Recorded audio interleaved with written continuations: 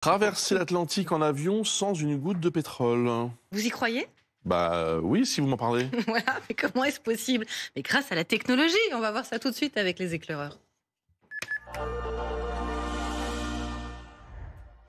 Fanny Wegscheider, c'est un avion qui vole grâce à des carburants totalement verts. Oui, alors on va voir comment ça s'est passé. Vous allez voir sur ces images magnifiques. Alors quand on les voit comme ça, on voit rien de spécial. Hein.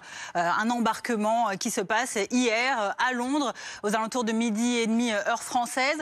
Un avion qui décolle d'Heathrow, qui traverse l'Atlantique pour atterrir à peu près 8 heures plus tard à New York, aux États-Unis. Donc avec seulement un équipage un petit peu spécial, puisqu'il n'y a pas de fret, il n'y a pas de passagers lambda. Ce sont le milliardaire Richard Branson, le fondateur de Virgin, et puis tous les membres qui ont travaillé sur ce projet un peu spécial qui sont à bord.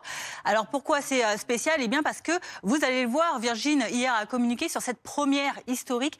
Il s'agit d'une première pour une compagnie aérienne commerciale qui fonctionne, vous le voyez, à 100% au carburant dit durable pour ces deux moteurs, et ce sur un trajet long courrier, donc puisqu'il a traversé l'Atlantique. Alors ce carburant, qu'est-ce que c'est exactement? C'est ça toute la nouveauté.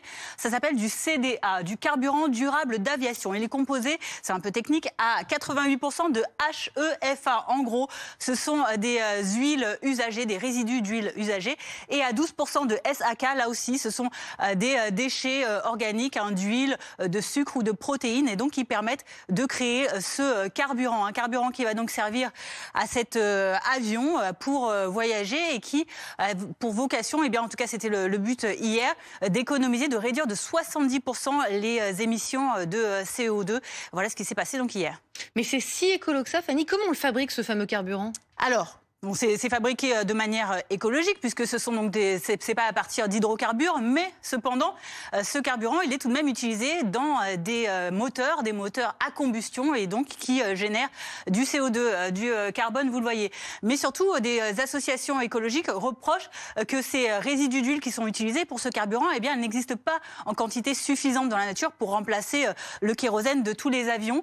Par ailleurs, c'est un coût très élevé pour produire ces CDA. Et enfin, certaines associations n'hésitent pas à sortir le grand mot greenwashing. Tout ça, ce n'est que de la com, du verdissement de façade, puisque ce lancement, il a été effectué à tout juste 2 jours de l'ouverture de la COP28 à Dubaï. Et ça, pour eux, ce n'est pas une coïncidence. Oui, ça s'appelle un coup de pub. Mais bon, merci Fanny.